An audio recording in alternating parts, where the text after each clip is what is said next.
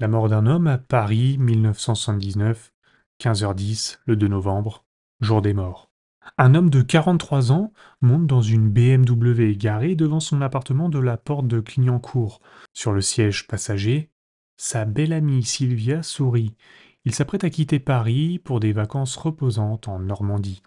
Leur petit chien, Canaille, est ravi de se joindre à eux pour le voyage. Tout en bouclant sa ceinture de sécurité, l'homme place deux bagages à main à ses pieds. Mais avec précaution, très prudemment. Il s'agit de deux grenades à main dont les goupilles de sécurité ont été partiellement retirées. Il est 15h14. Ailleurs, dans Paris, les radios de la police crépitent et un ordre est transmis. La cible est identifiée. Il est temps d'intervenir. L'homme, à la BMW, c'est Jacques Messrine. Braqueur, kidnappeur, assassin, évadé en série et ennemi public numéro un. Il est recherché par les polices de France, du Canada, d'Espagne et de Suisse. Cet homme, c'est aussi Jacques Messrine. Rebelle autoproclamé, armé d'un seul homme contre la corruption de l'État bourgeois. Un Robin des Bois des temps modernes qui ne vole que les vrais voleurs, les banques, les entreprises et les casinos. Un activiste qui a fait campagne contre la dureté des prisons de haute sécurité, les QHS. Quelle que soit la vérité sur cet homme, une chose semble certaine. Ce sera probablement la dernière minute de sa vie. Jacques-René Messrine est né le 28 décembre 1936, deuxième enfant de Pierre et Monique, petits entrepreneurs dans le secteur du textile. Les premières années de Jacques, ou Jackie comme l'appelait son père, sont heureuses et sans histoire jusqu'à ce que, printemps 1940, où lui, sa famille et son pays subissent le traumatisme de l'invasion allemande. Pierre est capturé et envoyé dans un camp de prisonniers de guerre en Allemagne. Pendant ce temps, Monique et les enfants doivent évacuer leur maison de Clichy en banlieue parisienne et s'installer à la campagne. Jackie passe les années d'occupation dans une ferme près de Poitiers, appartenant à des parents. Il découvre rapidement que ce fermier fait partie de la résistance et Jackie est autorisé à assister aux réunions secrètes des partisans le soir. Le jour, il joue aux soldats avec ses amis. C'est dans cet environnement qu'il a pris goût aux armes. Après le jour J, le J-Day, il a vu des résistants tendre une embuscade à une colonne allemande en retraite, non loin de la ferme. Le lendemain, Jackie et sa sœur ont trouvé un cadavre sanglant et mutilé au bord de la route. C'est sa première rencontre directe avec la mort et qui ne le choque pas du tout. Quelques jours plus tard, il connaîtra une autre première. Les partisans avaient rassemblé des femmes accusées de collaborer avec les Allemands, ou parfois simplement d'avoir des relations sexuelles ou amoureuses avec eux. Leurs cheveux étaient tondus, leurs visages battus. Jackie fixe l'une d'entre elles. Un combattant avait peint une croix gammée sur son front. Cette femme est devenue la cible de la colère des partisans. Ils la frappent avec la crosse de leur fusil et finissent par la tuer. Au passage, sa robe est déchirée. Mesrine s'en souviendra plus tard comme de sa première expérience de la nudité féminine, et ce fut certainement plus traumatisant que le cadavre qu'il avait vu quelques jours plus tôt. Une fois la guerre terminée, Jackie rentra à Paris, heureux d'être rejoint par son père peu de temps après. Une certaine normalité était revenue, mais Jackie n'arrivait pas à s'adapter à la routine quotidienne de l'école après des années de liberté à la ferme. Il fait l'école buissonnière la plupart du temps, ignore ses devoirs et devient le chef d'une bande de gamins des rues. À l'adolescence, Jackie a été renvoyé de deux lycées, notamment pour avoir donné un coup de poing au directeur. À l'âge de 15 ans, le père de Jackie a sagement décidé de le mettre en apprentissage car les études, c'était pas son fort. Jackie travaille pendant quelques années dans l'atelier d'un créateur de mode, faisant quelques courses pour des célébrités comme Audrey Hepburn. À la même époque, Jackie organise ses premiers cambriolages avec un ami. Sa technique favorite consiste à pénétrer dans les appartements de la classe moyenne, déguisé en livreur de fleurs. Durant cette période, Jackie perd sa virginité avec une femme plus âgée, une prostituée nommée Sarah.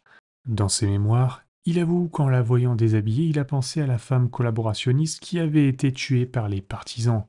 Pendant 2 ans, Jackie s'était pris de Sarah, essayant même de la sortir de la prostitution, mais il a fini par renoncer. À l'âge de 18 ans, il est trop distrait, d'abord par sa carrière criminelle, puis par une jeune étudiante martiniquaise nommée Lydia de Souza. Tous deux s'étaient rencontrés lors d'une soirée à la cité universitaire de Paris. L'attirance sexuelle avait été forte et immédiate.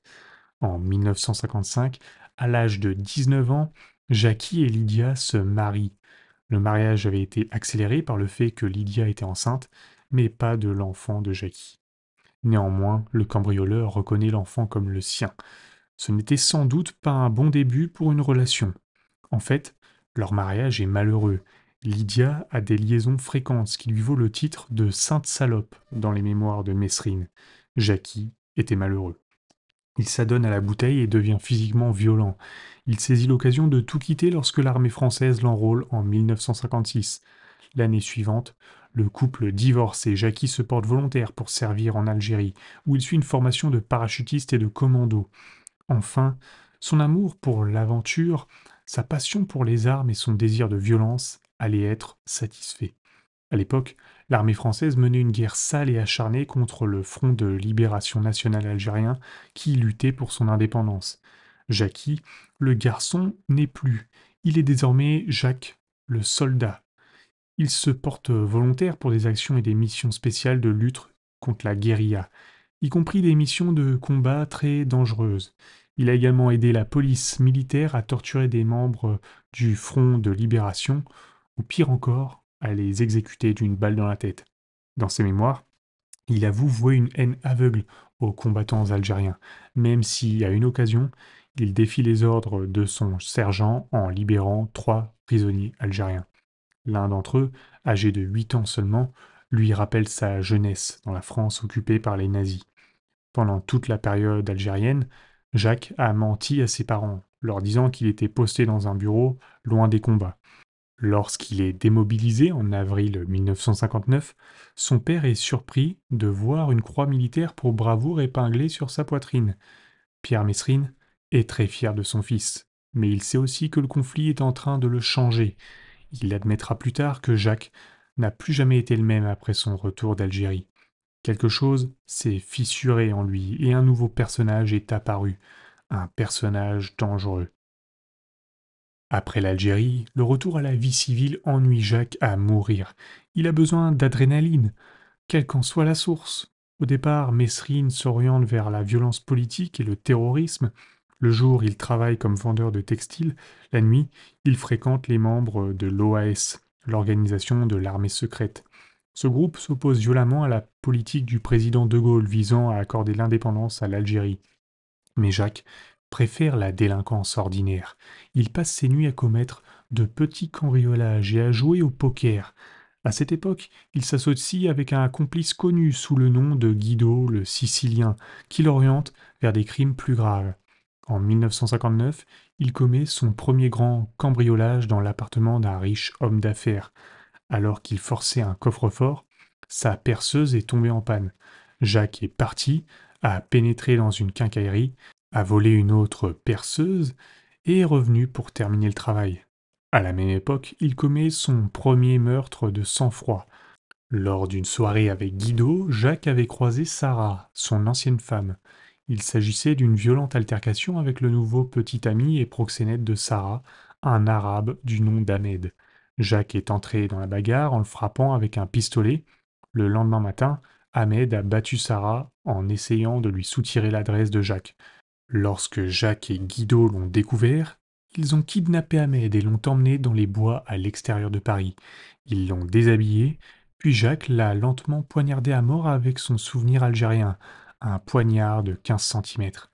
Jacques commence à se faire une réputation tant dans la pègre qu'au sein de la police. Au cours de l'été 1960, après un nouveau cambriolage, Jacques et 2 de ses complices se rendent en Espagne pour y faire profil bas. Ils s'installent à Tossa de Mar, sur la Costa Brava.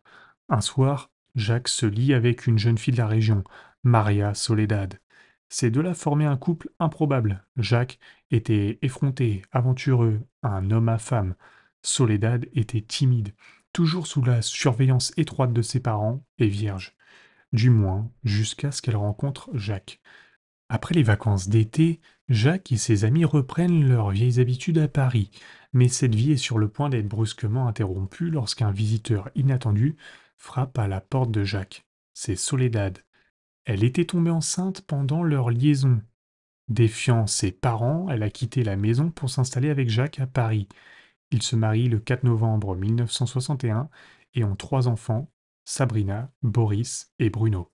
La paternité n'a pas dissuadé Mesrine de commettre des crimes. En janvier 1962, il est arrêté pour cambriolage et port d'armes dissimulé et condamné à 18 mois de prison. Après avoir purgé sa peine, Jacques tente sérieusement de mener une vie honnête. Il a d'abord rejoint une entreprise de décoration d'intérieur en tant qu'apprenti, travaillant dur et faisant preuve d'un réel talent pour l'architecture. Il a travaillé dur et s'est montré très doué pour l'architecture. Il est dommage que l'entreprise l'ait licencié au bout de moins d'un an. Ensuite, la famille de Soledad a tenté de l'aider en lui offrant un poste de direction dans un hôtel du nord de la France. Mais l'établissement devient un lieu de rendez-vous pour les criminels locaux et Monsieur Mesrine reprend ses vieilles habitudes.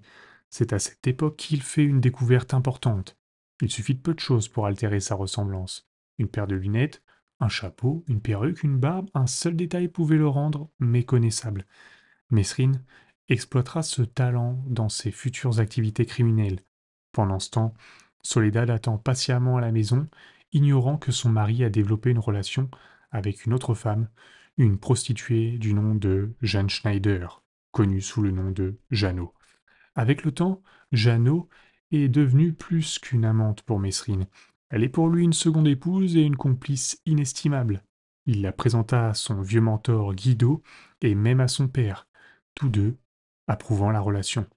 Un soir, Jeannot traînait à l'hôtel de Mesrine lorsque le bar fut pris d'assaut par une bande de voyous. Mesrine affronte le chef et l'assomme d'un coup de matraque. Jeannot, sans perdre de temps, a dégainé un pistolet 38 et a tenu le reste de la bande à distance.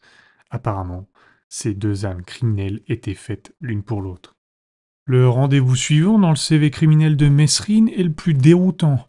Le 2 décembre 1965, il est arrêté à Palma de Mallorca, en Espagne, alors qu'il tente de voler des documents confidentiels dans le bureau du gouverneur militaire.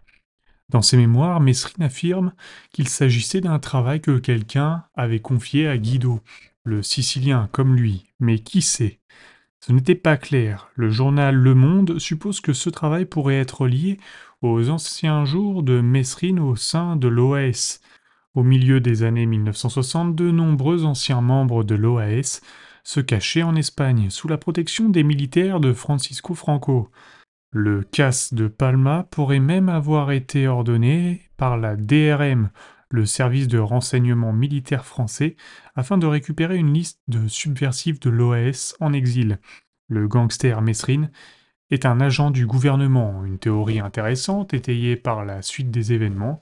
Après son arrestation, Mesrine est transféré à l'ambassade de France à Madrid, rapatrié et condamné à une peine très légère. En octobre 1966, Mesrine tente à nouveau l'aventure de l'honnêteté et ouvre un restaurant aux îles Canaries.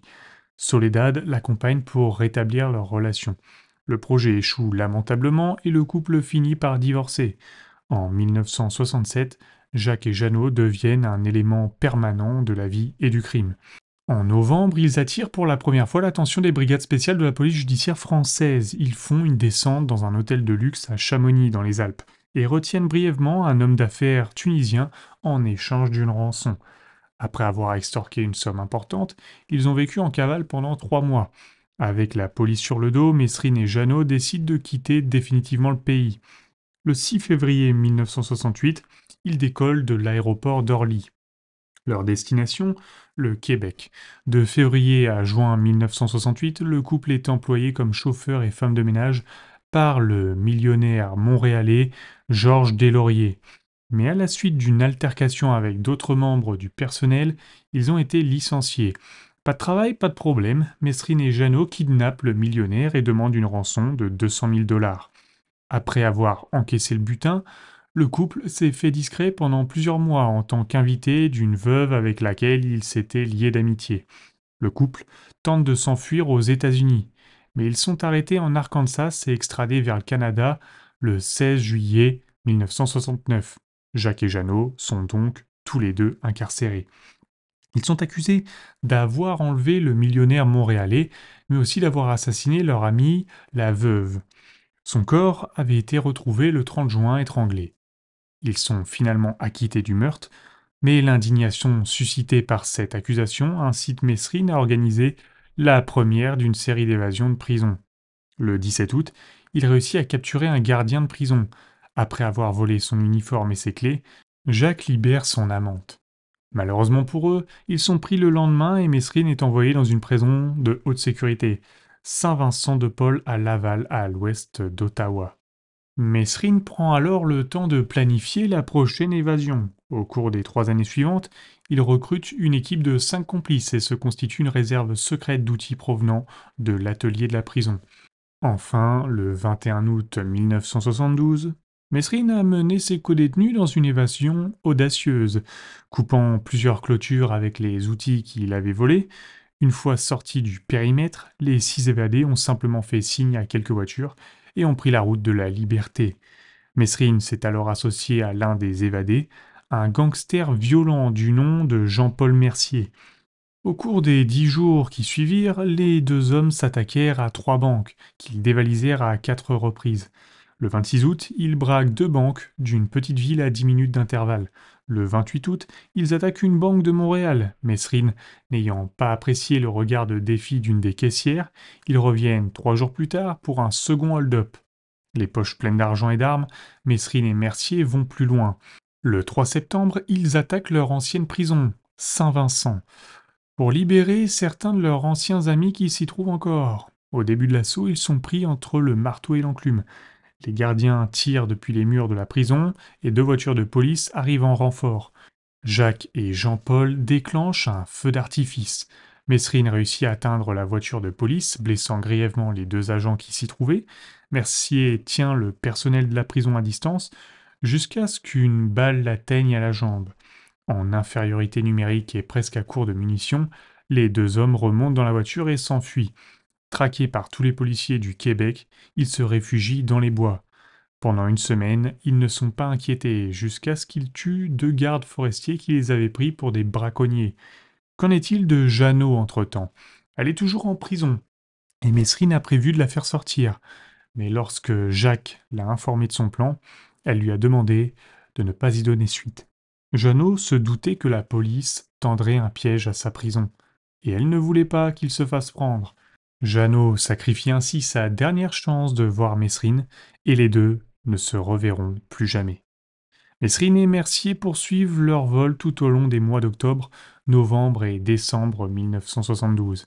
Les 2 hommes, en particulier Jacques, sont devenus des célébrités nationales au Canada, même si ça s'accompagne du sombre réputation de meurtre et de casse violents.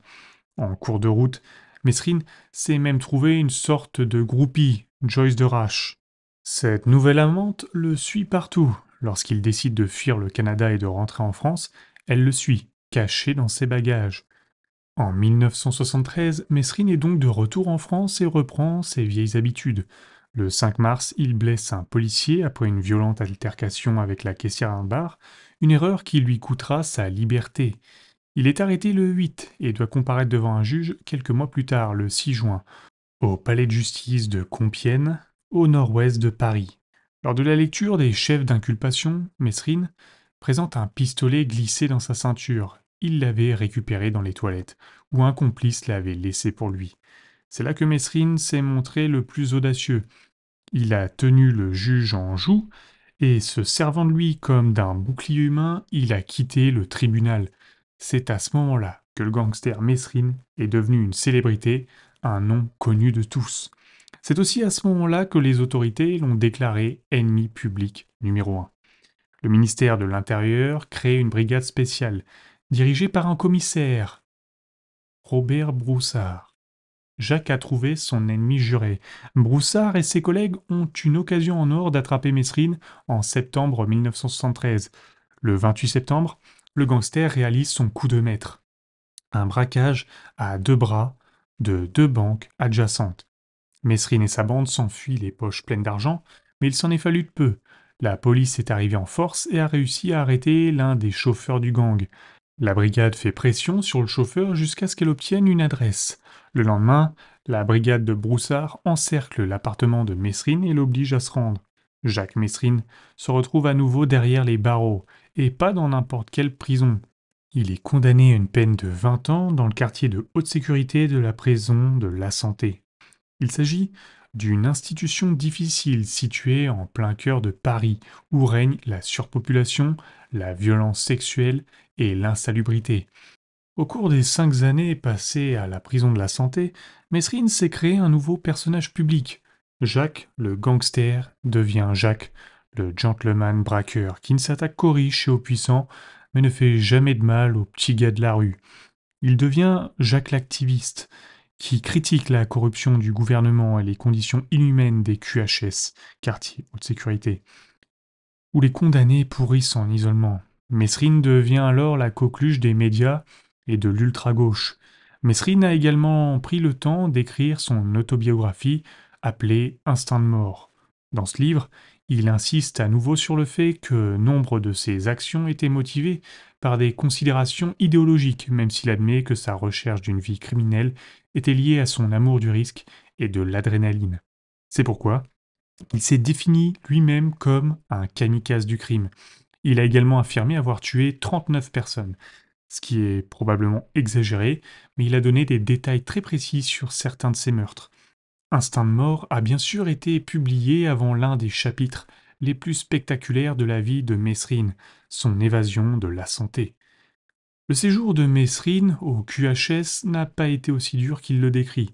Il peut compter sur l'amitié de nombreux condamnés et même de gardiens qui lui font passer clandestinement des cigares et d'autres produits de luxe. L'un de ces gardiens a proposé à Mesrine de l'aider à s'évader de la santé. L'homme a pris plusieurs doubles des clés des cellules de la prison et les a passées en contrebande à Mesrine, ainsi que 2 armes de poing, des bombes lacrymogènes, des pinces, une corde d'alpinisme et un grappin. Mesrine et son complice ont dissimulé les objets dans le système de ventilation des salles de consultation destinées à permettre aux avocats de rencontrer leurs clients condamnés.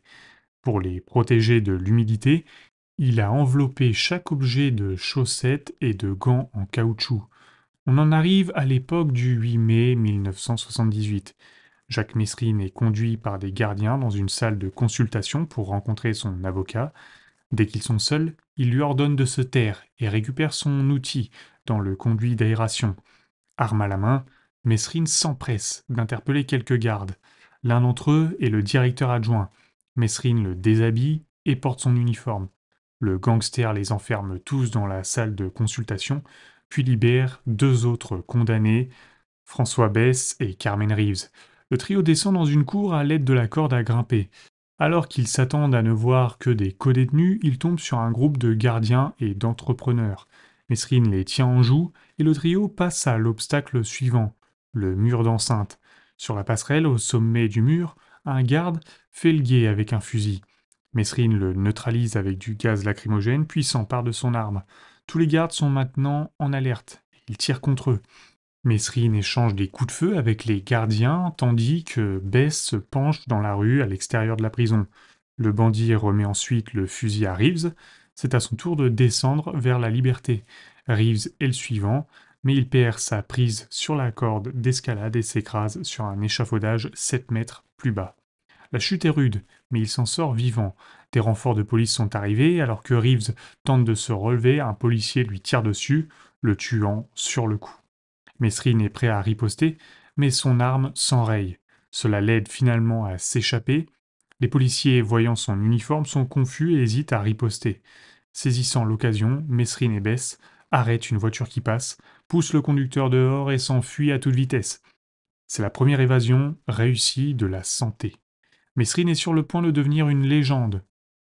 Après un tel exploit, n'importe quel gangster ferait profil bas et resterait silencieux pendant un certain temps. Mais Mesrine n'est pas un gangster comme les autres. Le 27 juillet 1979, le magazine populaire Paris Match publie une interview sensationnelle de Mesrine enregistrée quelque temps après son évasion. Dans cette interview, Mesrine reconnaît son respect pour l'inspecteur en chef Broussard, tout en l'avertissant qu'il ne sera pas attrapé vivant la prochaine fois. De manière surprenante, le gangster a également admis avoir commis d'autres crimes, en donnant des détails très précis. Par exemple, le 26 mai 1978, Mesrine et un complice ont volé 13 millions de francs au casino de Ville en Normandie. Selon lui, attaquer un casino, c'est attaquer l'empire du vice. Le seul moyen de battre la maison, c'est d'y aller avec un fusil, c'est ce qu'il disait. Mesrine et ses amis s'en sont sortis de justesse après avoir été poursuivis et battus contre des policiers à pied, en voiture et depuis un hélicoptère. Après avoir passé quelques jours dans les bois de Normandie, Mesrine a de nouveau déconcerté la police et préparé le prochain hold-up contre une succursale de la banque Société Générale. Ce choix n'était pas le fruit du hasard. Le directeur général de cette banque avait poursuivi Mesrine pour diffamation suite à la publication de son livre Instinct de mort. Lorsque Mesrine a été contraint de payer des dommages et intérêts, il a écrit au directeur: Vous me prenez tout mon argent, ce n'est pas grave, mais considérez ça comme un prêt. Le 3 janvier 1979, une autre interview est publiée, cette fois-ci par Libération. Il y raconte sa tentative d'enlèvement de Charles Petit en novembre 1978. Il s'agit du juge qui l'a envoyé à la santé. Mesrine fait une descente dans l'appartement du juge, mais Petit n'y est pas. Furieux, Mesrine asperge la famille du juge de gaz lacrymogène et quitte l'appartement. L'immeuble est encerclé par la police, mais le gangster s'échappe en prenant en otage un autre policier. La réputation de Mesrine auprès de la presse n'a pas toujours été aussi cordiale. En septembre 1979, l'ex-policier et journaliste Jacques Tillier accuse Mesrine d'être un escroc déshonorant qui a trahi ses complices. Mesrine est furieux. Il invite Tillier dans une grotte isolée pour une interview exclusive. Et le journaliste tombe dans le piège. Mesrine le torture et lui tire dessus à 3 reprises. Plus précisément, il lui a tiré une balle dans le visage pour l'empêcher de dire des conneries, une balle dans le bras pour l'empêcher d'écrire des conneries, et une balle dans la jambe, juste pour le plaisir. Mais heureusement, il a survécu. Toutes les activités criminelles, les interrogatoires, les confirmations et les évasions réussies ont mis la police et le gouvernement dans l'embarras. L'inspecteur Broussard et son nouvel adjointe, Balestrasi, sont souvent sur le point de retrouver Mesrine, mais ils ont toujours un train de retard. Fin octobre 1979, Broussard et Balestrasi reçoivent un tuyau. Mesrine vivait avec sa nouvelle compagne, la barmaid Sylvia Jean-Jacot, dans le quartier de la Porte de Ségur-en-Croix. Les inspecteurs réunissent une équipe de 50 agents et 15 véhicules et préparent un plan d'action. Ils surprennent Mesrine à l'intérieur de sa voiture en le bloquant à l'avant et à l'arrière avec 2 camions. Broussard a obtenu de son magistrat superviseur l'autorisation d'agir en état de légitime défense permanente. Ça permettait de réagir avec une force maximale en raison du danger que représentait Mesrine. Nous sommes donc le 2 novembre 1979, le jour des morts. À 15h15, Mesrine sort de sa place de parking, mais un camion recouvert d'une bâche bleue lui barre la route. La bâche s'ouvre devant eux et 3 hommes armés de fusils d'assaut en sortent. Mesrine se baisse immédiatement, cherchant probablement à saisir les grenades, mais la ceinture de sécurité bloque ses mouvements. Instinctivement, les 3 hommes ouvrent le feu, transperçant le pare-brise de 21 balles. Sylvia est grièvement blessée et perdra un œil. Jacques Mesrine, l'ennemi public numéro 1, meurt sur le coup. Comme prévu, il ne sera pas repris vivant. L'opération de police et ses suites sont restées controversées. Broussard et ses hommes ont été vus en train de boire du champagne près du cadavre et quelques heures plus tard ont même offert un verre à la fille de Mesrine. La controverse a alimenté la rhétorique de ceux qui considèrent Mesrine comme un héros populaire. Mais doit-on vraiment se souvenir de lui comme tel? Eh bien, on se contentera de citer son testament spirituel qu'il avait enregistré en audio pour que Sylvia puisse l'écouter après sa mort. Ce qui est terrible, c'est que certains essaient de faire de moi un héros. Mais après tout, il n'y a pas de héros dans le crime.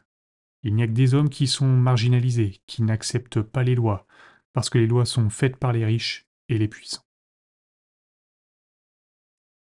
Merci d'avoir écouté cette vidéo. Pour ne pas manquer les suivantes, abonne-toi et on se dit à une prochaine.